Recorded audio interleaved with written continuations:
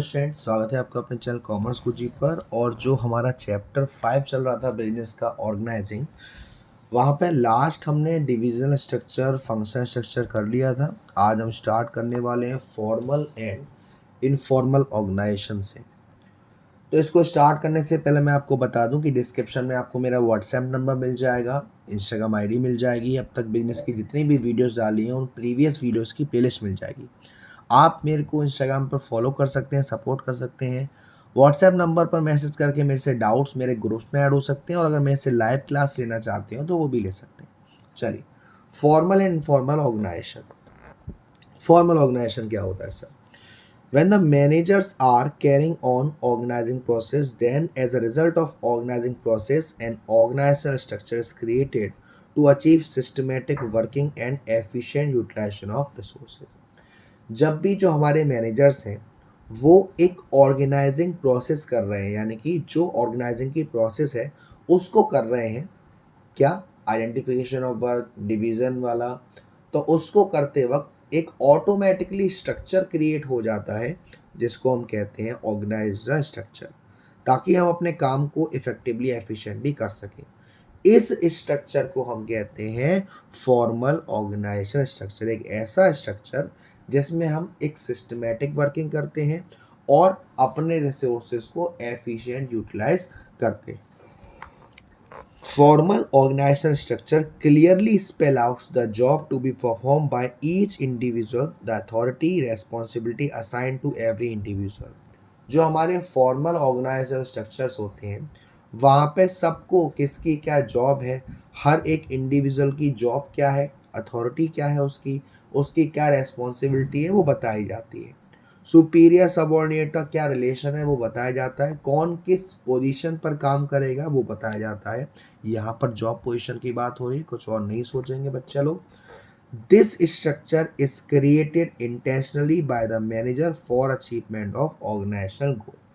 इस स्ट्रक्चर्स को मैनेजर द्वारा बनाया जाता है और अपनी इच्छा से, ताकि हम अपने ऑर्गेनाइजेशन के गोल्स को अचीव कर पाए। तो इसके फीचर्स क्या हैं सर?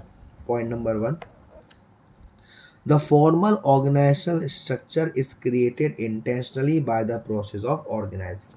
ऑर्गेनाइजिंग की प्रोसेस के द्वारा इस स्ट्रक्चर को अपनी इच्छा से बनाया जाता है, intentionally.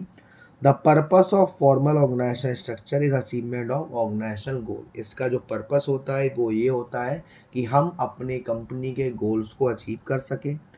In formal organisation structure each individual is assigned a specific job. Formal organisation structure में हर एक इंडिविजुअल को एक उसकी स्पेसिफिक जॉब दी जाती है। In formal organisation every individual is assigned a fix authority और decision making power. Formal organisation में हर इंडिविजुअल की एक अथॉरिटी फिक्स की जाती है और कौन क्या डिसीजन लेगा उसकी पावर क्या होगी। फॉर्मल ऑर्गेनाइजेशन स्ट्रक्चर रिजल्ट है क्रिएशन ऑफ सुपीरियर और सबऑर्डिनेट, जो हमारा सुपीरियर और सबऑर्डिनेट में जो रिलेशन होता है उसका। फॉर्मल ऑर्गेनाइजेशन स्ट्रक्चर क्रिएट एक स्केलर चेन ऑफ कम्युनिकेशन। जो स्केलर चेन होता है, स्केलर चेन क्या होता है? सबसे पहले हेड बताएगा, फिर उससे नीचे, फिर उससे नीचे, फिर उससे नीचे एंड सो ऑन। तो ये फीचर है किसके? Formal organisation. एडवांटेज क्या है हमारी फॉर्मल ऑर्गेनाइजेशन के? Systematic working. Formal organisation structure result in systematic and growth function of an organisation. जो हमारा फॉर्मल ऑर्गेनाइजेशन है वो हमारा जो स्ट्रक्चर है वो एक सिस्टमैटिक तरीके से काम करता है और स्मूथ फंक्शन, यानी कि आपका जो फंक्शन है वो काफ़ी इजीली चले, ज़्यादा कोई दुविधा नहीं आए आपको। Achievement of organisational objective. Formal organisational structure is establish to achieve organisational objective. जो हमारा फॉर्मल ऑर्गेनाइजेशनल स्ट्रक्चर है वो हमारे कंपनी के जो मेन ऑब्जेक्टिव्स हैं उनको अचीव करने के लिए बनाया जाता है। No overlapping of work. In formal organisation structure work is systematically divided among various department and employees.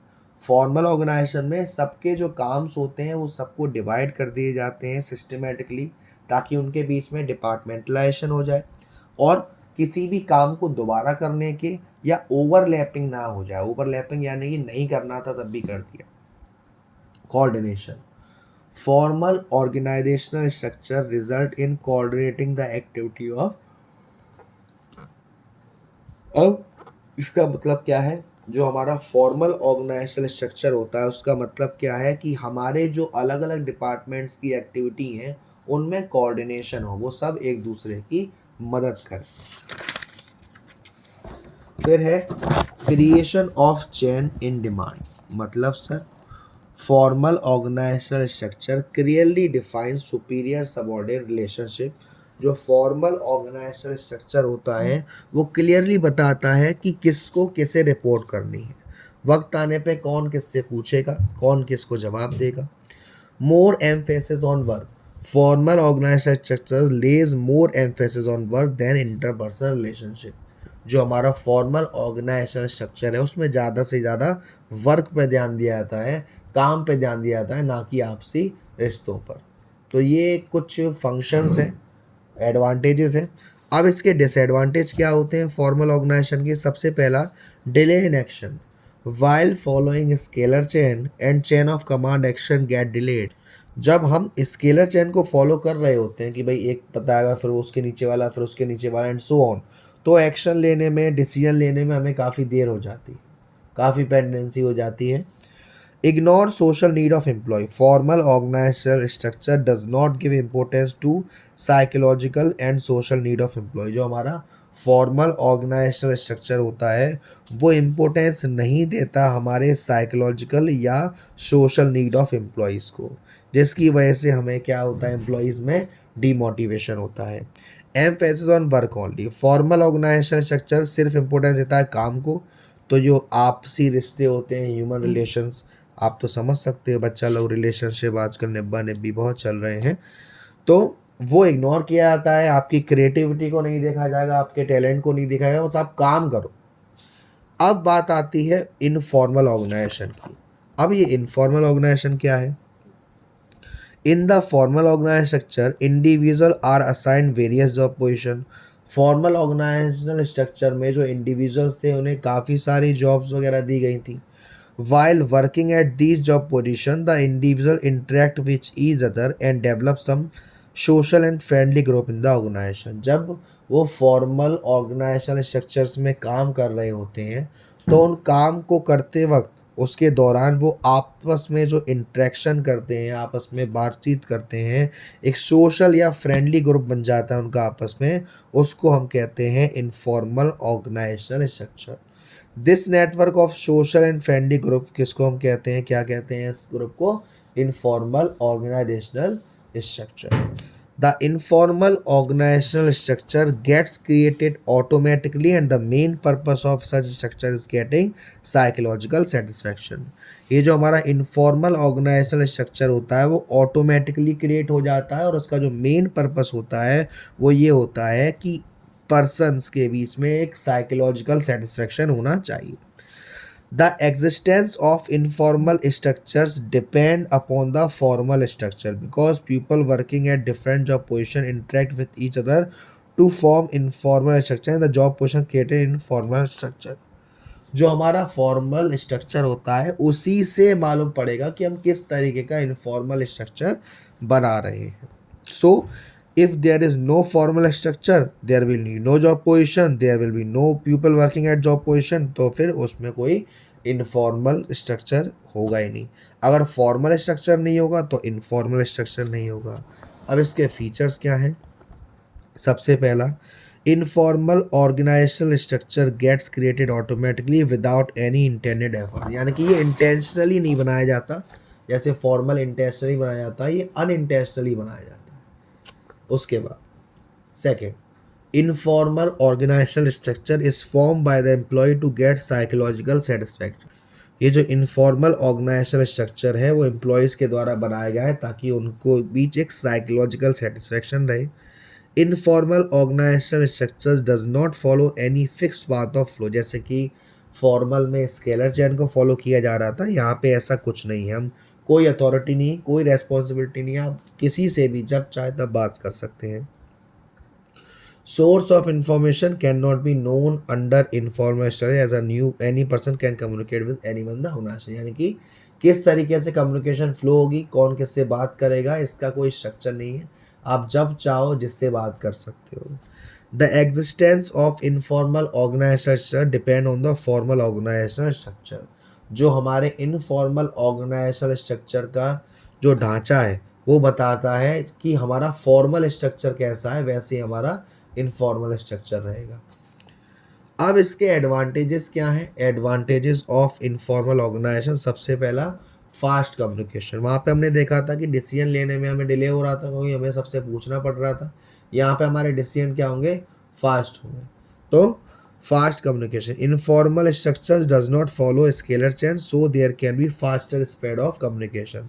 Informal structure में हम स्केलर चेन को फॉलो नहीं करते, इसीलिए वहाँ पे जो कम्युनिकेशन होती है वो जल्दी होती है। Fulfil social needs, informal communication gives due importance to psychological and social need of employee which motivate the employee। अब इनफॉर्मल ऑर्गेनाइजेशन क्या करता है? इंपॉर्टेंस देता है साइकोलॉजिकल और सोशल नीड किसकी? एम्प्लॉय की, ताकि वो उससे मोटिवेट हो। Correct feedback, through through informal structure the top level manager can know the real feedback of employ on various policies and plan. Informal structure की वजह से जो टॉप लेवल मैनेजर होता है उन्हें मालूम पड़ता है कि एम्प्लॉयज़ का रियल फीडबैक क्या है, वो क्या चाहते हैं और वो वेरियस पॉलिसी और प्लान्स उनके क्या रहेंगे। Strategic use of informal organisation, informal organisation can be use to get benefit in the formal organisation in the following ways. Informal organisation को हम फॉर्मल ऑर्गेनाइजेशन के बेनिफिट्स के लिए भी इस्तेमाल कर सकते हैं। कैसे?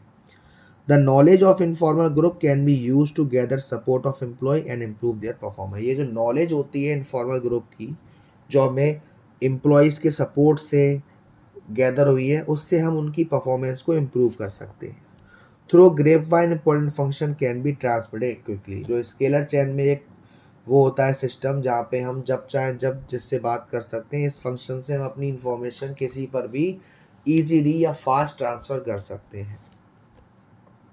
By cooperating with the informal group, the manager can skillfully take the advantage of both formal and informal। अगर एक मैनेजर कॉपरेट करता है इनफॉर्मल ग्रुप में तो उसको वो दोनों के एडवांटेज मिल जाएंगे, फॉर्मल के भी और इनफॉर्मल के भी।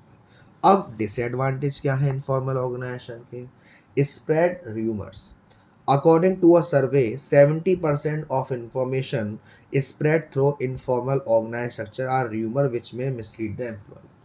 इनफॉर्मल ऑर्गेनाइजेशन में 70% जो बातें होती हैं, 70% जो कम्युनिकेशन होता है, वो देखा गया है कि वो र्यूमर्स हैं, फालतू के विवाद है, झूठी बात है, जिससे हमारा जो एम्प्लॉय होता है वो मिसलीड होता है।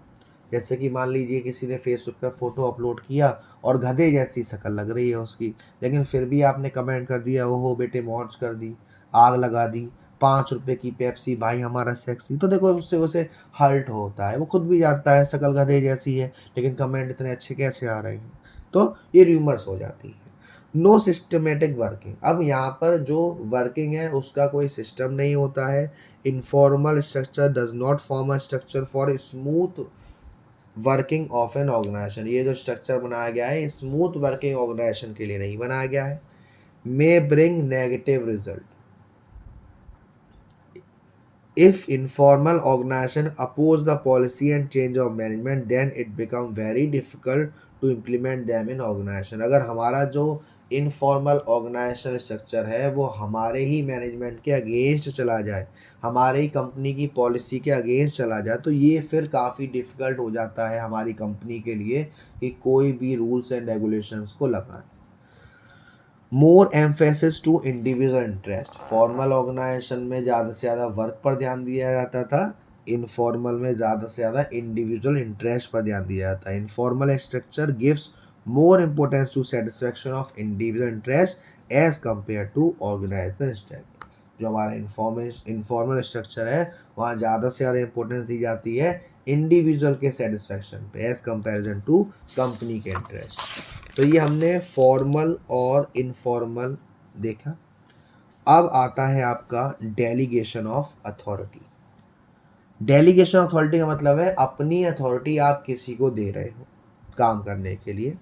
इन every organisation Managers are assigned lot of work and manager alone cannot perform all the work. हर ऑर्गेनाइजेशन में जो मैनेजर्स होते हैं उनके पास काफ़ी सारा वर्क होता है और जितने भी मैनेजर हैं वो उस वर्क को अकेले नहीं कर सकते. He divides the work among different individuals working under him according to their qualification and gets the work done by them. वो क्या करते हैं मैनेजर्स, वर्क को डिवाइड करते हैं अलग अलग लोगों में उनकी क्वालिफिकेशन के अनुसार और फिर उनसे वापस काम करवाते हैं. The manager begins with sharing office responsibility with a subordinate. So manager होते हैं वो अपने सबॉर्डिनेटर्स को उनकी रेस्पॉन्सिबिलिटी शेयर करते हैं. He deliberately passes some of his responsibility to his subordinate. वो अपनी कुछ रेस्पॉन्सिबिलिटी सबॉर्डिनेट्स को पास कर रहे हैं और after passing the responsibility the manager also share some of his authority. Responsibility को पास करने के बाद कभी कभी मैनेजर कुछ अथॉरिटी भी देता है. क्या था रेस्पॉन्सिबिलिटी और अथॉरिटी? जब आपके पास पावर टू टेक डिसीजन है तो अथॉरिटी, और पावर टू टेक डिसीजन नहीं है तो वो सिर्फ रेस्पॉन्सिबिलिटी. अब यहाँ पे भी बताया गया है कि power to make decision with a subordinate so that the responsibility can be carried out properly. To make sure that his subordinates perform all the work effectively and efficiently in the expected manner, the manager creates accountability. वो इस पर 100% sure रहे कि जो मैंने काम दिया है अपने सबॉर्डिनेट्स को वो अच्छे से होगा, इफेक्टिवली होगा, एफिशिएंटली होगा. इसके लिए उसने अकाउंटेबिलिटी बनाई.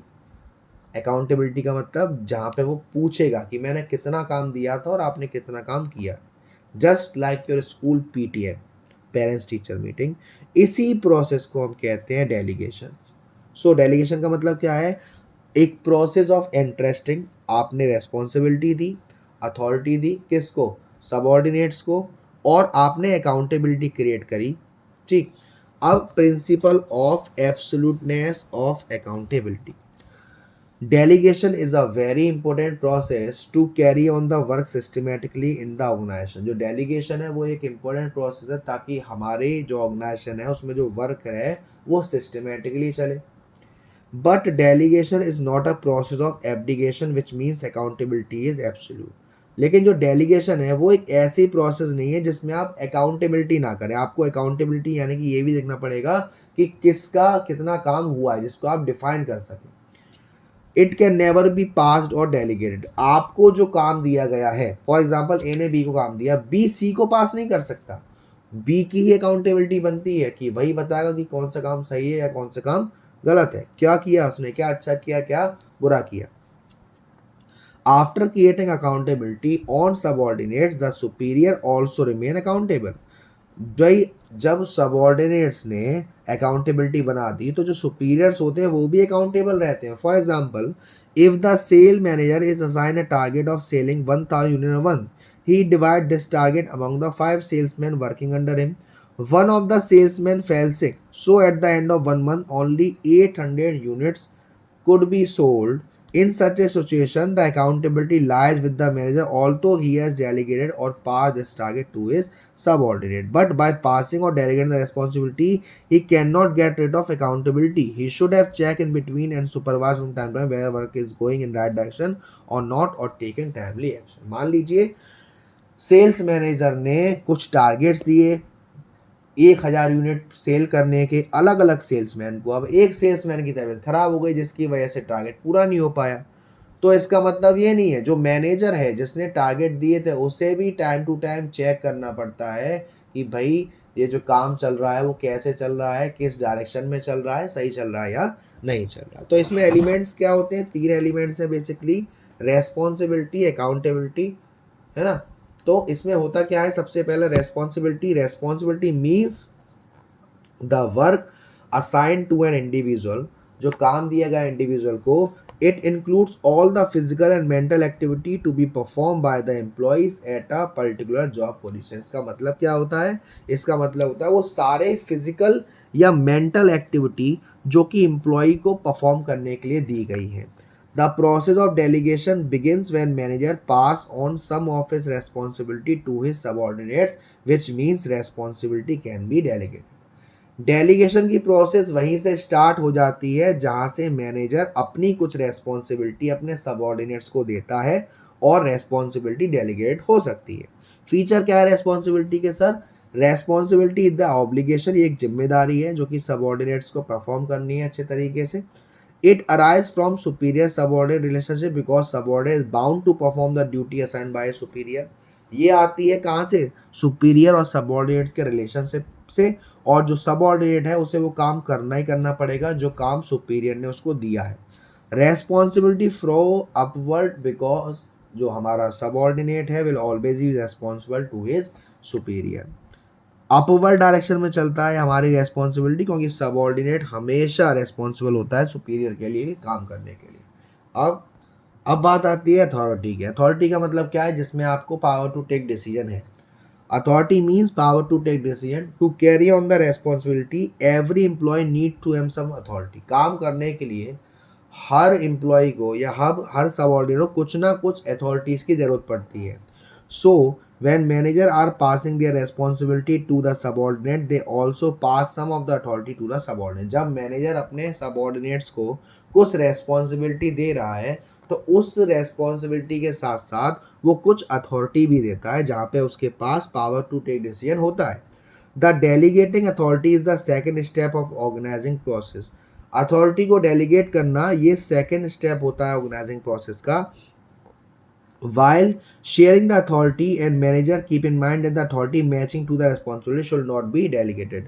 जब अथॉरिटी दी जाती है तो मैनेजर इन बातों को ध्यान में रखता है कि अथॉरिटी वही होनी चाहिए जो रेस्पॉन्सिबिलिटी के लिए चाहिए। आप ज़्यादा अथॉरिटी नहीं देंगे जो उस काम के लिए नहीं, उसका गलत फायदा भी उठा सकता है। तो they shall not pass all their authority to their subordinate. तो वो सबऑर्डिनेट को सारी की सारी अथॉरिटी नहीं देता, वही अथॉरिटी देता है जो उसके रेस्पॉन्सिबिलिटी है, जो उसको काम दिया गया है उसमें उसकी आवश्यकता पड़ सकती है।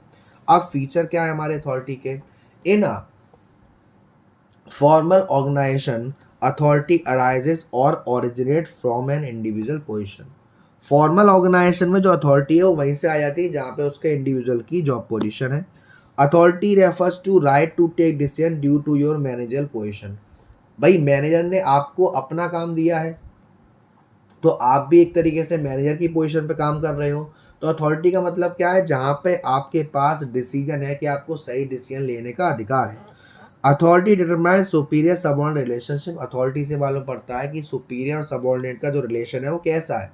As subordinate communicate his decision to subordinate expecting complaint from his as per his direction. यानी जो उसमें दिक्कत आ रही है उसके बारे में वो आपस में बात कर सकते हैं। फिर है authority is restricted by law and rules and regulation of the organisation. जो अथॉरिटी है वो रिस्ट्रिक्ट रहती है जो भी नियम और कानून बनाए हुए हैं किसने? ऑर्गेनाइजेशन में। Authority arise from the scalar chain which link various job position. Authority arise होती है स्केलर चेन से, पहले सबसे ऊपर वाला हेड फिर उसके नीचे एंड सो ऑन।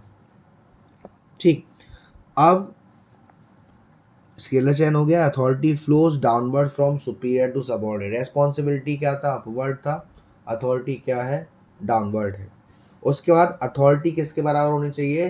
रेस्पॉन्सिबिलिटी के बराबर। जितनी रेस्पॉन्सिबिलिटी दी है आपने अथॉरिटी भी उसके आसपास या उसके बराबर ही देनी है, ज़्यादा अथॉरिटी नहीं देनी, ठीक है ना। देन उसके बाद अकाउंटेबिलिटी। अकाउंटेबिलिटी में क्या होता है? अकाउंटेबिलिटी में चेक किया जाता है कि जो हमने रेस्पॉन्सिबिलिटी दी थी क्या अथॉरिटी भी उसके बराबर है और उसने कितना काम किया है और कितना काम नहीं किया है। To make sure that the employees or subordinate perform their responsibility in their expected manner, the accountability is created। भाई आप ये चाहते हो 100% बताना कि जो आपने काम दिया था, जितना काम दिया था उतना हुआ है या नहीं हुआ है, उसके लिए आप अकाउंटेबिलिटी क्रिएट करते हैं। The accountability means subordinate will be answerable for the non completion of the task. इसमें जो सबऑर्डिनेटर है उसे बताना पड़ता है कि जो काम नहीं हुआ उसका रीज़न क्या था। Creating accountability is the third step और ये फाइनल स्टेप है किसका? डेलीगेशन प्रोसेस का। The accountability can not be passed और डेलीगेटेड। जो अकाउंटेबिलिटी है वो पास नहीं हो सकती किसी और पर्सन पे और डेलीगेट नहीं हो सकती।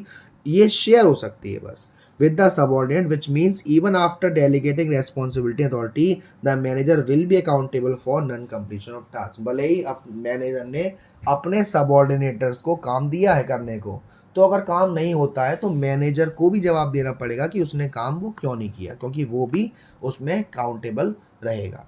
If the production manager is given the target of producing 20 machine at one time and he divide this target between 4 foremen working under him, जो प्रोडक्शन मैनेजर है उसको टारगेट दिया गया है 20 मशीन बनाने का एक महीने में, और उसने इस टारगेट को 4 लोगों को दिया है। 5 machine to be produce by each foreman, हर फोरमैन को 5 मशीन बनानी है, लेकिन एक फोरमैन ने टारगेट को टाइम पर अचीव नहीं कर पाया, और एट द एंड कितनी मशीन बन पाई? 17। तो जो प्रोडक्शन मैनेजर है वो भी अकाउंटेबल होगा कि ये टारगेट क्यों नहीं हो पाया, भले ही उसने उसे शेयर कर दिया था या ट्रांसफ़र कर दिया था। ठीक है, तो आज की वीडियो में इतना ही। अगली वीडियो में हम इसके इम्पोर्टेंस पढ़ेंगे डेलीगेशन के, और सेंट्रलाइजेशन डिसेंट्रलाइजेशन, और होपफुली लास्ट वीडियो में जो इसका 4th पार्ट होगा आपका ये चैप्टर फिनिश भी हो जाएगा। तो वीडियो पसंद आई हो तो प्लीज़ वीडियो को लाइक ज़रूर कर दीजिएगा, शेयर ज़रूर कर दीजिएगा, और अब तक चैनल को सब्सक्राइब नहीं किया है तो सब्सक्राइब कर दीजिएगा। Thank you so much, love you all.